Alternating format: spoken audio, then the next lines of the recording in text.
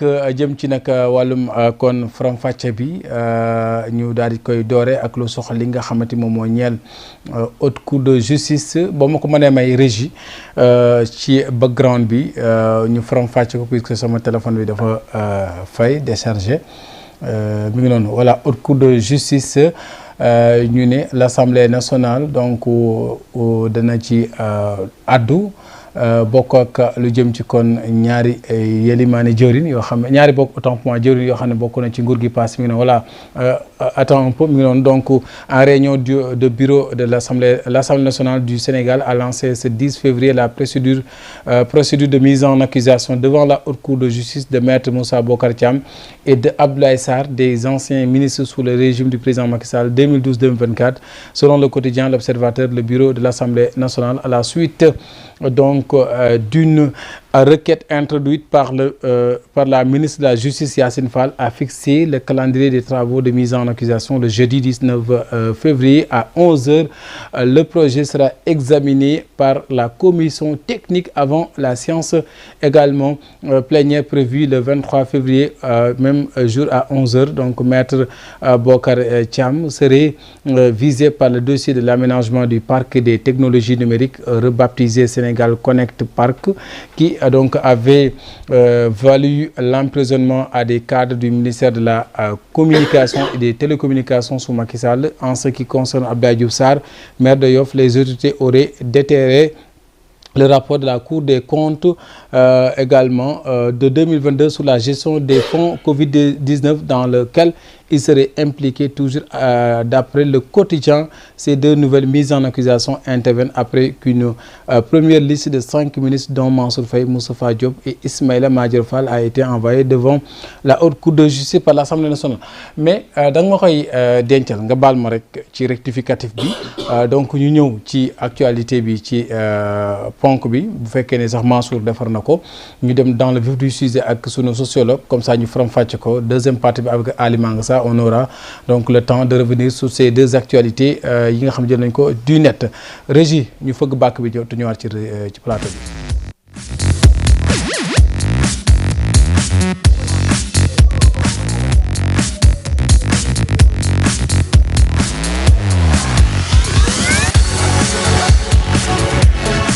Bon visa rek nga mën a am visa yi cherul pour ñëw Émirats arabes unis encore Babacar cherul. jërëjëf loolu ci Allo Voyage bi lay xaar ñëwagul dama ne rek ñu génn actualité du net après dañ ci ñëwaat une fois n'est pas coutume ñu mujjee ko tey ñu dem directement ci actualité bi ak invité bi bu fekkente ni defaraguñ ko ñu bàyyi noonu nga génn actualité du net bi dañ koy leb ba ci kanam loolu laa wax Issa bu dee yaa ngi may dégg xam nga célibataire yi moom bu ñu amagul jabar seen bopp yi du fi nekk sociologue yi foo nga xool lu tax gars yi takkaguñ jabar mi ngi noonu li ñuy njëkkee mooy actualité bi xew jamono ji ci réew bu Sénégal ku nekk xam ne wàllum borom ñaari tur yi coow li bëri na fi wàllum université bi coow li bëri na fi mais la tant que ñëw ci ñaari tur yi li xew ca université moom en tant que professeur sociologue mu def ci ab jàngat Babacar ak Serigne Mbacke ñu laaj ci monsieur Biagui ñu faram-fàcce ko doog a ñëw ci borom ñaari tur yi. am na sax ku may wax ne ma bu ñu rafetal wax ji naan ñaari tur. tout à fait def ko ci lu bon yi. tout à fait. voilà mi ngi noonu voilà c'est ça la thématique. ok tout à fait. waaw kon suñu invité bi ñu laaj ko rek nag la gisee xew-xew bi nga xam ne mooy coow li fu mu nekk nii benn bu njëkk mooy li xew démb ci université bi ban njàngat nga ci am. waaw jërëjëf li xew université vraiment premier jàngat. mooy déception lañ ci am parce que dañ ne woon franchement depuis fi régime passé yëpp dañ doon am problème université étudiants yi di am problème. Gouvernement bi ci jiib mais chaque fois moom ay bavures policières. te xalaatoon nañ ren ak changement yi am waxtaan day am ba vraiment du am mort d'homme donc xale bi ci génn Abdoulaye Ba vraiment métti na ñëpp métti na toute l'université. te démb gis nañ tamit ne xale yi doon ñibbee aussi vraiment c'était pas intéressant je sais que la moo métti mooy état Sénégal ñëpp xam nañ am na difficulté am nañ une grande pression économique. parce que jusqu'à présent ñi ngi ci laam-laamee ak FMI la mooy suñu position ce qui fait que dafay bloquer disponibilité financière pour état du Sénégal mu xam ne que si effectivement Sénégal étudiants yi bëri nañu Sénégal dafa tàmm am politique de bourse bu ni naan bu état providence di joxe bourse depuis des années soo demee ba enveloppe bourse dem ba 150 milliards day xam ni c'est difficilement tenable pour un régime actuel difficilement tenable da nga ko réformer mais moi je crois que réforme boo koy def da nga koy éviter période de crise parce que moment boo xam ne les gens sont braqués les gens sont tendus parce que bu état Sénégal amee difficulté économique population tamit dañu am difficulté économique day métti si ñoom impacté te débat yi on a compris ministère bëgg na def réforme des bourses ne damay voir comment annualiser au lieu ñuy fay étudiant bi rappelam ñu koy fay par mois chaque fois xam nga neex na ngay jot par mois mais ñun suñu xoolee ñun ñëpp def naa président Diomaye wax na ko boobu muy nekk étudiant bourse bi lu mu ko yitteel étudiant rappel bi trousseau bi c'est énorme bu réussi bu amee trousseau da koy permettre sax bu nu toog sax janvier février du dem jëli bourse am def ses premières dépenses jënd ci ay livres jënd ci lu muy solo am na ñoo xam ne sax occasion la pour ñoom pour def petite activité pour am dara donc rappel franchement je pense que bu gouvernement bu xoolaatee je pense que premier ministre Sonko ba mu demee def tournée vers Guinguinéo mi ngi naan dinañ si ñëwaat je crois que bu ñu réfléchir dañu xool ne nañ ci def ndànk parce que franchement dafay paraître un peu violent pour les étudiants donc loolu mooy premier aspect bi loo xam ne la mooy andi féewuloo entre étudiants ak gouvernement sur question économique maintenant maire Bamba Cissé l'a dit moom il a cru effectivement en disant que j'interdis aux forces de l'ordre de tirer et de faire tel mais ay bu amee xeex kenn du maîtriser te wax na ko il dit dafay def les réformes des méthodes policières parce que bu policier xasee bu dugg campus rek et surtout que léegi dafa am loo xam ne lu graaw xale yi dafa am benn mentalité xeex boo xam ne qui nous dépasse dañuy jaaxal waaw un besoin de violence mais pire moi j'ai entendu benn kii délégué étudiant mu ne ñun sax dañu am armée de l'air mais non da ngeen juum amoon leen dara xeex ak policier étudiant mënul wëy c'est-à-dire que nous tous on a été délégué étudiant on a participé à des mouvements mais par moment xeex dafay indi des travers te Sénégal lu ñu traversé en 2021 à 2023 dañu sonn ci violence te violence day dépassé man sànq fi ma nekkoon ay xale yi ndaw ñoo génn ma hésité ma ne damay woo police ma ne non su ma woowee police mën nañ fi dóor grenade moo am dérive ñun sax ñoo essayé jéem wax ak ñoom ndax leen et policiers xam nañ benn oto moo ñëw rek daw xale yi dem parce que boo lancé grenade éclat yi muy def surtout jàpp ne dafay régler situation mais day nekk saafara et environnement donc étudiants yi franchement li am ñu ngi koy naxarlu et te ren dañ nekk ci année scolaire boo xam dafa xaw a particulière donc déjà étudiants yi élèves yi am bac daaw war a def rentrée des classes ñoom ba léegi duggaguñu université mois de mars dañuy commencé te ñoom bu ñëwee mois de mars enveloppe bourse dafay yokk déjà donc ce qui fait que te ñoom bu ñu xaaree mars bu ñu tëjee université léegi on risque d'avoir des effets sur le calendrier scolaire moi je pense que moment bi lu ñu ci gën a soxla vraiment soxla nañ ci apaisement pour voir nañuy def ba réunir xale yi waxtaan ak ñoom éviter lu ñu naan les influences politiques gouvernement ba nga ko wax moi je dis Sénégal dafa am benn problème il faut ñu toog dañu élire benn régime pour ñu liggéey ñoom tamit ñu war a xam ne on les a élus pour travailler dans l'intérêt du pays tout à fait dëkk bi metti na mais besoin de fracture nit ñi wax féewulu am nañ sax ñuy kontaan ci yi am c'est très dangereux day dem benn mentalité boo xam ne de divorce de fracture loolu dama wax sànq benn ma ne gis ngeen li ñu mel nii ñii di xëccoo fii li mu andi Somalie dëkk boo xam ne normal mu xëy ba dëkk bi tas pour des fractures ethniques Sénégal benn ciment la ñu am mooy notre cohésion sociale mooy notre force cohésion sociale boobu war nañu rendre capable ñu mën a waxtaan avec nos étudiants avec les étudiants pour leur dire d'accord vous revendiquez bourse c'est vital Sénégal mën na ko mënatu ko mais nañ xool nu ñu koy arbitrer nañ def ba jeexal année bi ñu toogaat sur des tables pour voir est-ce que il faut annualiser la bourse il faut revoir le montant rappel bi dañ koy demee ba pare le gros problème souvent bourse bi c'est pas sax disponibilité bi mais ci année scolaire yi la mars am nañ groupe bi inscrire am na ñoo xam ne peut-être ñu ngi licence seen examen dañ koy def ak période grève yi léegi désarticulation année scolaire bi chaque année chaque mois mun na am une production de bourse ndeysaan ça a été le combat de Abdourahmane Diouf ba muy ñëw il a su université Sénégal le gros problème de l'université calendrier universitaire d'abord naa réussir ba régler calendrier universitaire su mu ko régler dinaa régler lu bëri beneen problème université nag mooy campus social xam université tey c'est là où le problème se pose xam nga campus social pourquoi mu nekk problème Sénégal xaw na inventé bi Sénégal di créer UVS c'était très intelligent mooy université sans campus étudiant bi day ñëw en ligne lay toog bu soxlaa cours def présentiel mu ñëw ENO ba jël cours am dem amul restaurant amul fanaan këram lay nekk. mun na am bourse. day wàññi budget bi day wàññi budget bi. Tout à fait. mais day am beneen forme d'étudiant. ba pare au début c'était pas crédible mais on a tout fait ba UVS crédible aujourd'hui UVS mu ngi def ay formations yu baax ay formations nouvelles di faire tel. mais loolu dafay soulager état. mais est-ce que UVS tamit teguñ ko rek des ko accompagner ni mu waree. mais soo xoolee waa ñi fa nekk ci UVS yi vraiment au début méttoon na mais góorgóorlu nañ man fokk naa ci njëkk jàngale UVS jàng leadership doon dem da nga ay ENO de Guédiawaye Dakar tel mais da ngay xool la moo lay choqué mooy booy bëgg jàng au début c'était vraiment précaire à part vidéo projecteur mais léegi am nañ connexion am nañ tel am nañ ordinateur ba pare boole si gars yi ñu ngi travailler sur ces programmes soo xoolee UVS am na benn programme boo xam ci UVS su jëkk dañuy naan Force N1 c'est un programme intéressant mu ngeen ay innovation donc France léegi nag su ma wax ni campus Sénégal tey da ngay créer université de Sine Saloum université de Matam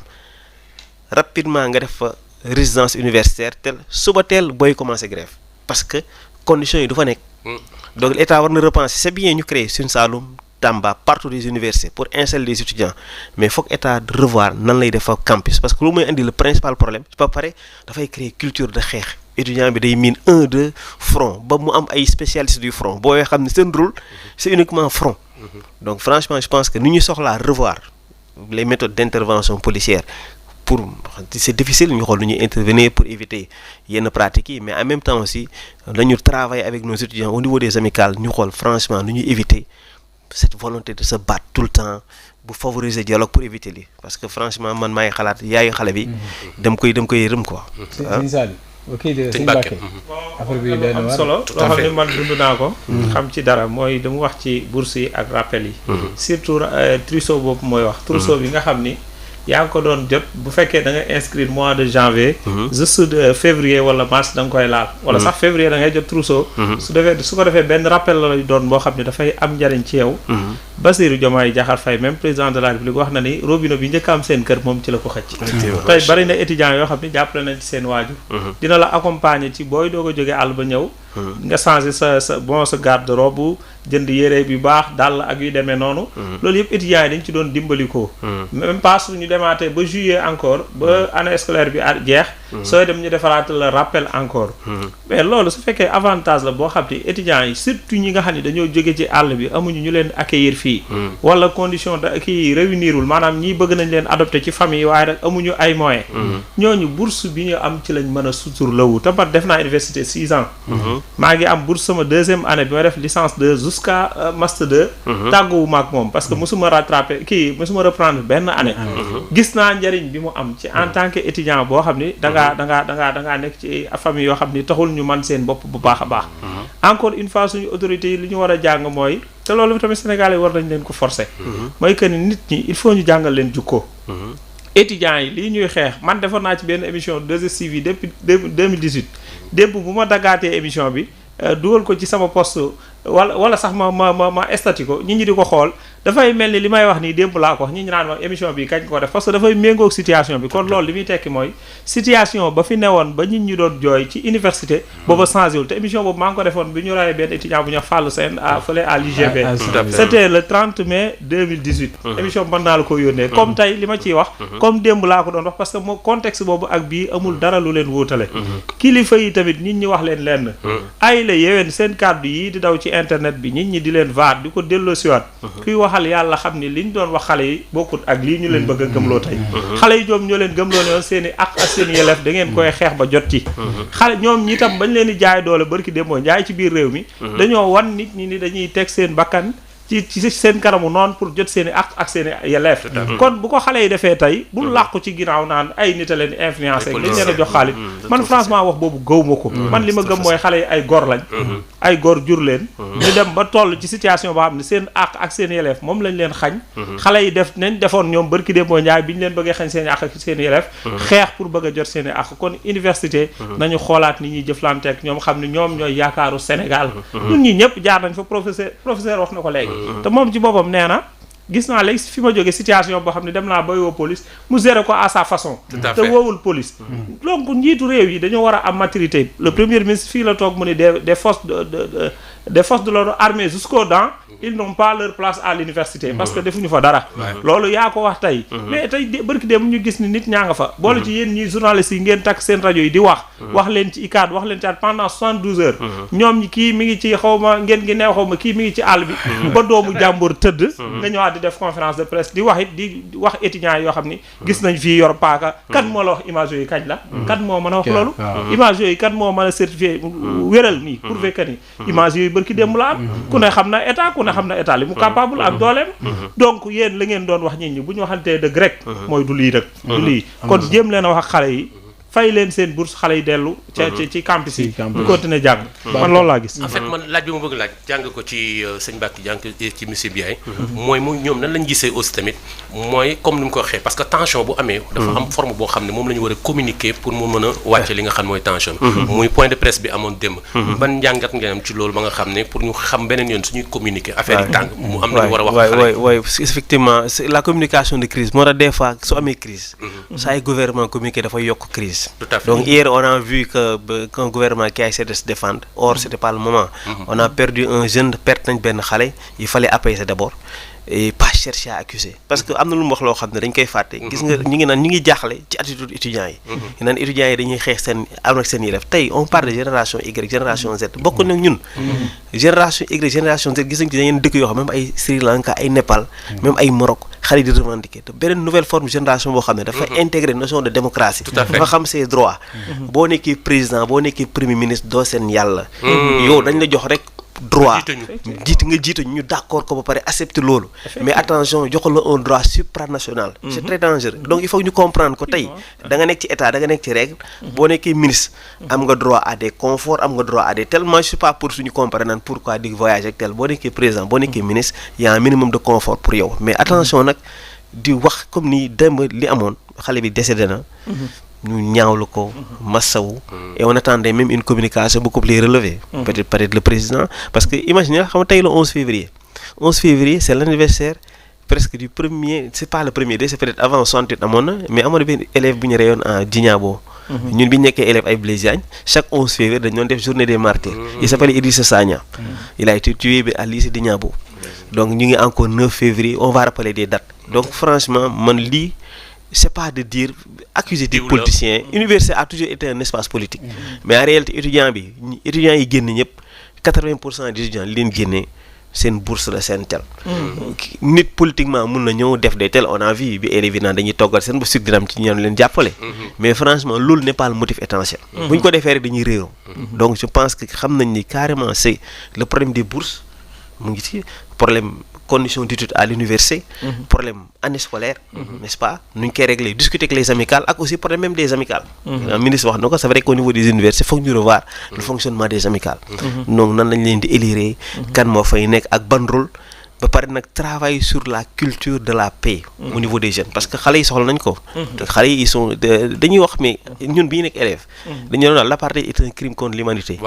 dañ ko intégrer tout à fait xale yi nekk étudiant léegi bii nekk élève ils ont appris les droits de l'enfant dañ ko assimiler donc dañ ko assimiler xam nañ seen droit xam nañ seen yelleef c'est pas gratuit Sénégal soo mais une jeunesse critique bu mën a wax de façon argumentée maintenant nag moo tax je pense que ce débat cette invitation justification boobu c'était pas la bonne formule mais l'autre aspect par rapport ak toujours yaa ngi koy brosser sànq mooy est-ce que jotu tamit ñu réformer l'université parce que juñu nga ko mooy UVS bi parce que y avait une politique ci carte universitaire yi mooy que lu mel ne bi ñuy indi université yi Bambey yeeg nga dem Ziguinchor nga dem Kaolack autrement Thiès ba ci Kaolack Ibrahima Niass ba ci ISEP yi c'était juste pour un peu ñu gën a désengorger l'UCAD bi nga xamante ni dem na ba fi mu toll ci étudiants plus de 100 000 étudiants c'est trop mais UVS ñëwaat ñu jàpp ne dina gën a peut-être yombal mbir yi mais ba tey mbir yi tàggatee ma li may faral wax ne Dakar dañoo ñëw defar VDN bi ñu yaakaar ne dina xat bi na deñ Macky Sall ñu defaat 18 autopont yaakaar ne day gën a xat mu gën a tee xat c'est-à-dire que ban politique la ñu war a mën a mettre en place pour au moins que vraiment jàng bi waratu nekk rek ñëpp dañu war a am bac dem université ba nga xamante ni aussi état mënu lay yor ba ngay nekk xale ba tey mu lay yor ba nga nekk magum jëm mu lay yor bu yàggee tamit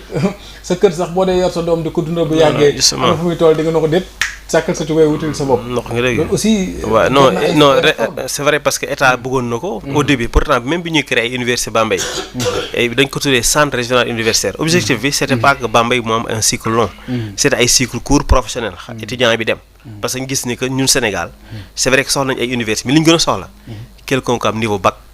niveau BFM am métier nekk comptable surtout loolu lañ gën a soxla maintenant dañuy former ñi ngi def une formation élitiste bien même si quand même le nombre de bacheliers post-bac sénégalais dañ naan pourcentage bi des na limité na il faut en plus mais quand même soo xoolee on forme beaucoup plus de baccalauréat littéraire c'est au bac sur 150 000 candidats 26 000 ñooy scientifique te après ñu ci bëri ils vont faire des formations sciences humaines te ñun gën nañu soxla élèves yi am comme lu ñuy def ay ICEP ay ESP des formations techniques soxla nañ ko bu certain niveau ay niveau bac plus 2 nga xam ne xale bi soit mun am moom compétence mën a employé du xaar sax état jël ko déjà ba pare maintenant dafa am ay filières nouvelles informatique intelligence artificielle am na formation yoo xam dafa bees mais état benn moment dafa def réforme ba pare di orienter des étudiants dans le privé mais mu dem benn moment moom problème de paiement état j'oriente tout le monde dans le public boo orienter tout le monde dans le public dañuy wax Dakar mais Saint-Louis c'est le grand ñun bi ñuy dem Saint-Louis moi je fais partie des premiers étudiants de Saint-Louis ñu ñoo jur Sonko donc dañuy orienter en fonction du nombre de lits en fonction du nombre de places mi ñu xëy rek on a orienté tout le monde mu dépassé en termes de lits Saint-Louis commencé am ay problèmes d'assainissement ay problèmes de loyer day ay problèmes sociaux donc Dakar aussi c'est la grande université ñëpp fa la ñuy bëgg a dem suuf bu ñu lay UVS bëggoon ñëbbu la Dakar léegi day andi beneen massification. l'autre erreur aussi mooy que l'administration ñi gën a reconnaître d'habitude boo di gars yi li ñuy wax mooy diplôme bu dee da nga jóge université yee gars yi boo doon déposé fii dara sax UCAD bi la ñu gën a xool. waaw non mais loolu sax c'est relatif soo xoolee université yu bëri ñu ngi ñafe ay Thiès. am nañ de très bonnes filières en médecine. même Ziguinchor Iba Der Thiam am nañu mais c'est vrai que Sénégal nu mu bindoo. yenn entreprises yi souvent Dakar la ñuy gën a xalaat. mais dafa war am effectivement réforme boo xam ne que ñëpp bañ a dem université. ñu mën a créer yeneen filières yoo xam ne plus technique pour éviter. parce que soo xoolee yeneen universités yi bees yuñ créé éviter nañ di créer par exemple ay filières di répéter filière de droit filière de lettres filière de tel comme ça xale yi mën a am yeneen filière mën a am yeneen compétence parce que boo ñu demee université des fois ñu bëri dañu fi ils sont 100 000 étudiants mais ñu bëri jànguñu am na université day neex yaa ngi am bourse yaa ngi souvent am na damay tooñ naan yaa étudiant am na étudiant boo xam ne li ko université mooy jàngam mais am na étudiant bu ñëwee université vie sociale bi il devient l'étudiant du campus du club football sport grève amicale et tel ak fay ko bourse et finalement étudiant boobu mooy def au lieu de def 4 ans il va faire 5 ans 6 ans n'est-ce pas donc continuer à bénéficier des bourses ak des avantages et souvent des fois même facilement il peut être aussi un dirigeant donc moom système bi da koy arranger donc effectivement war na am réforme boo xam ne ñu créer admission mérite d'abord ak un peu social pour voir kan mooy dem université ak kan mooy dem feneen comme on a créé des ISEP war nañ gën a xool nu ñu gën a dañ ko créer idée bi bien na mais foog ISEP yi ñu renforcer soo xoolee ISEP yi ils ont des programmes intéressants donc soo amee des programmes intéressants ba pare moom lien avec la communauté par exemple suñu créé benn ISEP de Tamba tey ñi nekk Tamba Kédougou ak lu ñu fay liggéey ñooñu war nañ mën liggéey les compagnies compagnie minière yi nekk foofu di leen supporter pourtant amoon na benn programme bu intéressant bu Sabodala Teranga Gold aider l'école des mines de Kédougou de couverture en bourse booy dem mais am na benn année ñu jot en bourse ñu bëri dañu dem parce que idée de départ mais waroon nañu mën a am dans nos zones chaque zone entreprise bi nekk à côté université yi fa nekk école de post-bac yi ñu former xale yi dafa mën dugg di am stage mën la seen bopp comme en France aujourd'hui nga xam ne étudiants yi bëri dañuy dem système alternance ça permet étudiant bi xam vie entreprise mënal boppam éviter di xaar rek ne dépendre de la bourse parce que bourse am na effet pervers. Tout à fait. Bourse Tout à fait. c'est pas pour la famille. C'est pas Bourse c'est pour les études. C'est pour étudiants ak benn durée. mais suñ demee ba aujourd'hui am na ñu bëri sax da ngay am sa master après nga di inscrire donc di nga toog pendant 3 ans doo soutenir di continuer di bénéficier de la bourse. peut-être dañ ma affecté Matam en tant que jàngalekat. ma bàyyi mais bu may jógee master 2 am naa possibilité inscrire ñu bëri sax dañ may sànni. voilà pour juste ngay am 65 am mën a am sa rappel ak yeneen ak yeneen. loolu nag fekk yaa ngi gaañ état fekk boobu yaa ngi gaañ état man maa choisir bañ te xoolal 65 li ngay am. c'est supérieur au SMIC SMIC,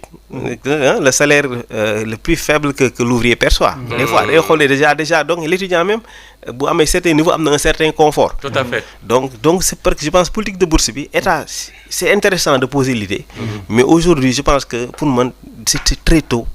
Par rapport à la réforme war nañ mën a toogaat xoolaat waxtaanaat carrément voilà naa sax laaj la leen xam nga réforme bi dafa mel ni étudiants yi bañuñu ko mais tamit état nit ñi dañu xool ne seen train de vie ñoom tout à fait waaw loolu tamit am na dañ ko solo teg ci ay questions économiques jàpp ni nguur gi àttanu ko mais est-ce que ñoom yëg nañ loolu parce que pour réconforter un peu autrement sa position kii bi mooy gis nañ ne même le docteur Abdoulaye Diouf bi mu njëkkee toog dafa moom cité ce que l'université coûte l'État du Sénégal effectivement en même temps kii ñëw répété ko ba Ousmane Sonko bu ñuy rappelé am na journée de l'excellence xam nga xale bi doon lire discours mu ne ko l'éducation c'est pas un financement mais c'est un investissement effectivement aussi daf ci am solo c'est-à-dire que bu ñu poser des questions économiques alors que de l'autre côté gis nañu ne le train de vie de l'État gis nañu ku ma ne mu njaay C3D sax mi ngi naan yéen a ngi jënd ay auto député ay billets marqués di ko loolu tam beneen problème la mais c'est vrai que c'est vrai que par rapport ak Pastef lu mu woote lu mu incarné voilà Pastef lu mu woote lu mu incarné les gens s'attendaient à ce que su Pastef ñëwee et que par exemple qu'on divise les fonds politiques par deux que certains salaires de certains DG soient divisés que certains types d'agences dem et qu'on ne voit pas un peu yenn écart yi donc ce qui fait que facilement dañ lay rattraper moo tax c'est très lourd pour eux donc da nga yaa ngi état il faut que l'État fonctionne. Tu as besoin des qui de l'État pour les accompagner. Bon, député yi nga jox leen auto parce que effectivement faut que ñu def campagne parce que c'est normal, c'est bon, loi bi ko wax quoi. Donc ils sont couverts par la loi. Donc mais effectivement c'est facile que def comparaison. Donc les gens dañu doon xaar li ngay woote nga andi beaucoup de d'austérité, beaucoup de changements, beaucoup de tel. Loolu nag effectivement c'est gars il faut être exigeant. Donc ils ont quelque chose à mettre sur la table. Donc les gens sont très exigeants à ce niveau-là. Mais man professeur bëggoon naa tamit ñu ngi wax réforme yi ñu ngi wax bourse yi mais aussi tamit bien vrai que étudiants yi suñuy frères lañ suñu lépp lañu mais façon wu grève bi maanaam léeg-léeg toj bi yàq bi boo xam ne dafa romb ak otoom yoonam newu ci yàq ko est-ce que tamit loolu tamit waruñu ko mën a xoolaat parce que boo xoolee étudiants yi ci jaar université ba léegi façon boobu la ñuy gréver est-ce que loolu tamit warul tax ñu jàmbar ko xoolaat ko ak tamit ñu xool waaw loolu moo tax je pense que il faut que ñu sensibiliser encore sur le je dis pas sur le civisme mais c'est une responsabilité tu es dirigeant amical dañuy wax attention tey décès bi am c'est vrai qu'il y a une responsabilité des forces qui ont entraîné la mort xam nga enquête bi moo koy prouvé mais ceux qui ont déclenché la avec quelque part vous avez une part de responsabilité tey boo nekkee leader d'amical il faut nga am cette capacité de voir gérer la foule éviter d'aller tout le temps au front c'est important que étudiants yi war nañu def bilan des manifestations. Tout à fait. C'est-à-dire que yaa ngi étudiant chaque fois sooy manifester nga baare Cheikh Anta Diop baare Corniche ngeen xeex sànni xeer ñu gaañ ñi taal oto je pense que c'est pas productif war nañ def Sénégal dañuy toog xool un peu. man de su ma doon propose dama naan prison Rebeuss ak université Cheikh Anta Diop Dakar dañ leen war a génne fii. non xam loolu c'est une vision très économique mais Dakar université Cheikh Anta Diop xam nga dem na ba daf fi yàgg histoire la je pense que mérité na place am buñ ko c'est comme si c'est tey yaa ngi am une vision bourgeoise quoi yenn bourgeois yi naan non comme Corniche dafa neex on déplace l'UCAD non je pense que UCAD am na fi rôle am na rôle bu important soo jëlee rôle fac de médecine parce que ñun bu ñu daan réviser dañu dem ba ci brise toog foofu ci fac de médecine rek li mu contribuer rek pour tel je pense que mérite nañ toog fii mais étudiants yi mort d'homme bi ça doit servir de leçon on peut pas avoir la mort de Fallou Sène de Balla Gaye jusqu'à Ablaye Ba pare ñu continuer di am tel donc chaque régime di am tâche mais aussi chaque groupe il faut que c'est important ñu toogaat pour voir gars yi comment régler étudiants am na cette force de proposition boo leen déglu ils ont cette sensibilité critique pour dire attention ñoom sax ils sont capables d'évaluer suñu leen ne par exemple ñeenti tubaab c'est 100 millions lekk bañ a fay xam nañ ni bon coût bi c'est important boo ko defee 2-3 fois day prendre de budget je pense que loolu sax moo tax y a une déception je pense le COUD avait commencé à communiquer et bu ñu bàyyi une communication COUD bi parce que Ndéné qui directeur du COUD a été un grand dirigeant de grève. Tout à fait. Donc il s'y connaît. Ñoom dans leur communication ils étaient en train de monter aux étudiants mais yéen def journée sans ticket mais journée sans ticket c'est 100 millions boo defee temps de journée sans ticket ça va être 1 milliard. COUD day am problème de rallonge kon dootul am xaalis pour fay leen dootul xaalis pour tel discours boobu ça peut entrer et je pense discours boobu moo tane woon cette histoire de bagarre de tel et des fois moi j'ai vu pourtant commissaire point E benn moment mu ñëw taxaw avec les étudiants ci bunt bi ñuy waxtaan. waaw image boobu gis naa ko. donc j'ai vu ma ne donc ça image bu rafet. c'est lii lañ war a cultiver. c'est-à-dire que les gens sont capables parce que moom ñi muy waxal demain moom commissaire a été étudiant. tout à fait ces étudiants là demain ils vont faire le concours de police pour être commissaire. tout à fait. Donc je pense que le dialogue est faisable mais les amicales il faut que ñu travailler à les réformer. mais ci réforme Abdou ak université. parce que boo dégloo le premier ministre mu ngi wax ne moom dafa jàpp ne dafa am ay politiciens yu nekk ci ginnaaw xale yi. mais aussi tamit mënuñu wax tamit duñ tudd ñi nga xam ne mooy étudiant wu parti yi fa nekk par exemple da ngay gis ñu ne étudiant wu Pastef étudiant wu APR mais loolu est-ce que waruñu ko fa génne aussi. xam nga nag loolu dafa yàgg. université mais lu ñu war a génne parce que en fait université ñëwuñu fa pour def politique dañ fa ñëw pour jàng. te je pense que yooyu tamit dañ lu ñu war a génne université la loolu sax moo gën a grave xam nga l'étudiant souvent boo nekk étudiant quand tu deviens président d'amicale tu es fortement courtisé. tout à fait. ci da ngay courtiser soit par les gens du pouvoir. voilà courtiser par les gens de l'opposition parce que des fois ñii naan politique mënuñu meeting. Mais le boy étudiant là, président d'amicale, il est capable de faire un meeting dans son village. Il est capable de regrouper des gens. Ce qui fait que force les donne. Moi, des fois, ça, boy, ils sont très à l'aise. Pas deuxième chose. Si on est président amical, tu as certains pouvoirs. Soit au bout de propositions de bourse sociale, de codifier, ni am ay ligue de non. Donc ce qui fait que déjà un jeune étudiant, on lui donne tellement de pouvoir que et finalement donc même c'est moi c'est une élection peut-être amicale. C'est énorme. C'est très dur. Déjà loolu sax violence boobu bi commencé foofu la ñu war a régler. Comme on est en compétition pour diriger les amicales de façon très saine, revoir le rôle des amicales, éviter ce trop de pouvoir là entre les mains de ces jeunes là, mais sensibiliser sur les faits de violence. Malheureusement temps bi dañ ko war a libérer parce que ñoo jeexal ci benn minute rek. te état bi dimbali leen ci une enquête est ouverte. loolu dañ ko war a arrêter gis nga Sénégal xar yi fi réer ak bëy yi sax ubbi nañ enquête ci ñoom parce que seen borom dem nañ déclarer police. dañoo war di jàpp ay coupable ñu xam ni kii defoon étudiant sangam nangam. si biir na ci nangam loolu dina tax ba léegi intervention su amee. au sein de l'université gars yi mën a am retenir xam fu ñuy yem. mais enquête bi tijji nañ ko rek enquête bëy réer ak xar yi sax tijji nañ leen enquête. parce que seen borom dem nañ mais day difficile parce que enquête. Quoi qu'on dise fa ngay def enquête kan ngay jàpp. Parce que aussi quoi qu'on dise Sénégal li ñu naan les FDS la police il fait partie des institutions de l'État. Donc c'est un bras important. Donc dañ leen di yónni doo leen fragiliser. Les gens suy dem ils sont partis en mission commandée. Donc et puis su amee effectivement des fois ça peut être benn ñoom sax dañuy am ay blessures benn grenade mën na leen blesser benn balle mën na kii par là donc il y a des choses yoo xam ne voilà avec Fodé Colobane qui a été tué. loolu la deewee toujours des conséquences mais li ñu wax rek mooy sànq li nga ubbee loolu la ñuy tëjee mooy sëñ Mbacke wax ko sànq c'est-à-dire que ñoom nañuy toog di waxtaan parce que ñu nga def sànq ba intervenir ba am lu sedd ñu gis image beeg commissaire ak ñooñu c'est-à-dire que yooyu noonu ak amicale yi ni ñu commencé journée santé war nañ mën di def parce que yàgg-yàgg dañuy toog ci table waxtaan. tout à fait loolu ma jaaxal li ñuy mujjee nañ ko njëkkee après li ñuy mujjee nañ ko njëkkee benn yoon pourquoi chaque fois les mêmes choses se répètent mooy que dañ kii ba topp après léegi solution doog a mën a am fekk bakkan rot na gis nga nouveau régime bi moo war a gën a sonn ci àdduna xamul tax dafa bëgg a ñëw ñoom dañoo jaay ne bu ñëwee li fi daan am yëpp dañ ko fi génne lu bees lañ fi bëgg a taxawal rupture nag mooy tey jii xeex bu mu amati université rupture mooy tey jii privilège yi nguur yi ñi doon am mu jóge fi rupture mooy tey jii ànd ma ak yow sax du tax ma bañ la man professeur Biya ma wax ndax sénégalais nga da maa war a gën a yokk sax garab ndax man sénégalais la ci nga bokk rupture mooy amatul damay sanctionné affecté nii ndax parce que ànd ak man mu yóbbu ko dans à l'intérieur comme si que dëkk yi bokkul rupture mooy fexe ba tey jii képp koo xam ne ci man la bokk sax doxalut yoon ma teg ko yoon ma yóbbu ko ci yoon c'est-à-dire que loolu lépp parce que gis nga boo jiitee kër am looy doxale waa kër gi dañ naan cocc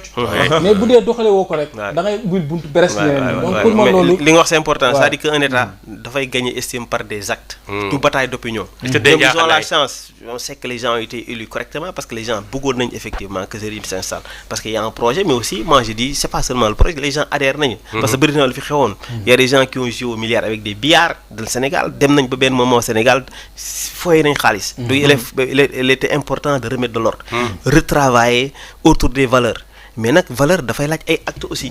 Mais deuxième mais c'est pas parce que bëgg nañ ma rek que damay def réforme rapidement. Réforme ça se fait en douceur. En douceur et tenir compte aussi quelque chose aussi comme lu ñu wax la population étudiante ce sont nos enfants. Ils sont très jeunes. Bourse de leen accompagner sous Senghor su Abdou Diouf dafa tel Wade moo ñëw nekk un président généreux. Bon parce que moom il avait parce que il est d'abord au début université dafa amoon contraignant y a un temps Sada Ndiaye contrainté. Wade est venu yéene bi il a dit non, il a non seulement ouvert, il a donné des bourses, il a permis à tout le monde d'avoir accès à l'université parce que aussi il est boosté. Maintenant aujourd'hui ça rattrape le Sénégal nañ xool comment refaire, mais je pense que il faut y aller pas à pas. Tey ñun lu ñu yéene mooy que l'État du Sénégal autour de président Diomaye, Premier ministre Sonko réussissent correctement parce que c'est notre réussite. Mais qu'il arrive à s'entendre convenablement avec FMI et tous les bailleurs pour travailler toutes les réformes yu mu ngi def, mais que ça se fasse dans la forme. Tout ce qui devait faire et aussi tamit di impliquer les acteurs parce que bu bëggee defar université il faut étudiants yi parents yi jàngalekat yi mu bañ a doon loo xam ne état day jóge fa rek na lii la ñuy def. C'est important. Juste bëggoon naa point ñaari tur yi mais temps bi jeex na. Dommage xam nga l'histoire des ñaari tur man j'ai eu la chance muy soutenir sama DEA. du ma cité turam sama benn xarit sama ñoo jàngandoo c'était la première fois ñu soutenir un mémoire sur l'histoire on l'appelait des homosexuels au Sénégal, homosexualité. Jury bi ndeysaan c'était des grands sociologues, Abdoulaye Bara Diop, Boubacar Ly, c'était c'était parce que en tant que sociologue au Sénégal, on interrogeait des choses, on travaille sur la santé de la reproduction, sur le sida au Sénégal, comment ça se passe. Moi, j'ai travaillé sur la santé de la reproduction des jeunes, comment les jeunes se comportent, l'histoire d'amour entre les enfants, sur tel. Donc, mais juste pour voir comment les jeunes se comportent, n'est-ce pas? Comment mieux protéger un peu les jeunes par rapport au sida, mais aussi en nous appuyant sur l'identité sénégalaise. Nous avons par exemple nos valeurs religieuses, nos valeurs scolaires, musulmans comme chrétiens, ont permis au Sénégal de réduire l'impact du sida. Donc on l'a réussi à travers la religion, réussi à travers l'éducation. Il y a une partie qui a été intéressante, mais est-ce que nous étudier le phénomène des homosexuels au Sénégal? Donc on a assisté à la sonance pour montrer que c'est une réalité qui est là. Bu njëkk xamoon nañu phénomène ñaari tur yi. ñoo doon dem ci ngénte yi, ñoo doon dem ci sabar yi, ñoo doon dem façon les gens regarder avec tel. Mais voilà, justement. Mais aujourd'hui, derrière le grand problème, il y a un grand mouvement des LGBT. Ça les arrange. C'est-à-dire qu'ils veulent créer dans tous les pays du monde le débat sur l'homosexualité. Et nous, on ne le comprend pas. Nous, on s'agite, on en parle. Aujourd'hui, nous, Japonais, tout le grand mouvement des LGBT va s'agiter. Parce que quel est l'état de la situation. Aujourd'hui, on a corrompu l'ensemble des assemblées du monde pour les obliger à accepter LGBT. Moi je dis que même la France, si on fait un référendum, les Français n'allaient pas voter pour. Mais ils ont réussi le Pax pour dire que dans tous les pays du monde, la bonne conscience c'est d'accepter les LGBT. Bon, heureusement, nous, notre culture, c'est contre ça. Mais malheureusement, ils vont passer pour d'autres canaux. Pour LGBT, il y a des habits, il y a des formes, on va créer des bars, on va créer des lieux et on va prendre le segment facile. Les jeunes Sénégalais aujourd'hui, ils vivent avec un niveau de vie moderne, ils sont revenus. Les gens vont faire un étalage de richesse. Parce que, donc, qu'est-ce qu'on sait? Un pays pauvre, avec le pouvoir de l'argent, et facilement on capte tout le monde. Les gens, si jeune, à la certains tels complexés, mais facilement on te capte. Et il y a des gens comme ça aujourd'hui, mais nos zones religieuses, nos zones touristiques. Bon, mais certaines zones touristiques, je ne suis pas dit totalement contre tout pape, mais il y a une forte présence de gens dans ces milieux-là qui s'épanouissent. En France, tu es un vieux retraité, vous démissionner avec ce RMI, tu viens vivre tranquillement ici et tu achètes des loyers. Et donc facilement, et on a une jeunesse très exposée. Un Sénégalais, un citoyen lambda pour mon visa problème, si tu es dans ce donc c'est heurtant parce que nous concernés, c'est des gens, des personnages publics très connus. Les gens pour dire effectivement, c'est surtout cette contamination aussi là, l'autre grave. C'est-à-dire que c'est l'autre grave, ça l'autre grave. Le reste, on va dire c'est leur vie, mais c'est vraiment l'autre grave. Comment faire? Parce que quel est l'état, quel est le niveau des dégâts? Donc les gens vont faire leur enquête. Est-ce que li ñuy wax wàllu criminalisation de l'homosexualité jàpp nga ni loolu ak fi jamono toll nii vous en tant qu'un professeur d'université est-ce que jàpp nga ni loolu dina yomb état du Sénégal? Moi je crois que c'est-à-dire xam nga des fois Macky Sall l'a dit, nos présidents l'ont dit. Homosexualité la moo ci intéressant d'abord société sénégalaise moo ko xeex d'abord. moom mooy garant bi. nanguwu ko tey mun nga jël nga def loi. Loi lan lay permettre mun nga def loi mais la loi va être pleine de dérives. La loi peut encadrer. Donc aujourd'hui, moi je pense que la position sénégalaise, les Sénégalais dans leur forte conscience, ils sont contre l'homosexualité, donc valider. Donc nous par exemple le président de la République doit défendre l'intégrité du territoire du jox indépendance benn réew parce que c'est la volonté sénégalaise jamais sénégalais du valider kii boobu donc criminalisation débat la rek et puis débat boobu xamuñu les gens qui sont dans le milieu des LGBT ça les arrange parce que ñoom ils font des primitifs viol bi ñu ngi ko criminaliser mais il y a beaucoup de vides juridiques justement chaque jour saa yoo waxee ci homosexualité rek dañ koy documenter tu enrichis le débat donc c'est un débat boo xam ne et puis xam lu ma neex vraiment dafa wax benn wax bu am solo te man loolu laa gëm mooy suñ ko encadré wu xam lu tax ma wax la loolu tey bu fekkee ne par exemple def nañ ko mu jàll suba da ngay gis benn waay yi boo xam ne yàlla doxinam ni mu ko bindee mu ngi noonu ñu ne góor jigéen effectivement parce que encadré wu ñu laa dal ci kawam am na koo xam ne mu am nu muy solo nu muy waxee nga ne góor jigéen mais yooyu c'est des trucs yoo xam ne loolu bu ñu koy def dañ ko war a encadré leneen li stop dama jàpp ne Sénégal peut-être am na ñoo xam ne dañuy jàpp loi boobu am fi mais am na benn loi boo xam ne acte contre nature am na fi mooy ñaari ñi ñuy sëy leneen li aussi mooy sénégalais bari na ñoo xam ne ci sénégalais ñoo xam ne tamit dañuy jàpp nit tuumal ko turu borom ñaari jigéen parce que dañu am problème ak moom wala amul parce que tamit nit ki soo demee ba yëkkate ay kaddu di ko wax aussi bien vrai que ñu ngi leen di dal di wax lu nekk mais léeg-léeg ñu tuumal nit aussi waxal ko loo xam ne lañ koy waxal dara amu ci day délation beneen problème délation et ça expose tout à fait en tout cas les gars merci de m'avoir invité jërëjëf xam naa dinaa fi jaaraat waaw on va se revoir inchallah macha allah dañu waroon a may temps bi nag merci ñu may xaar quoi ñu dem rési ñëwaat kon baax na merci beaucoup professeur kontaan nañu d'accord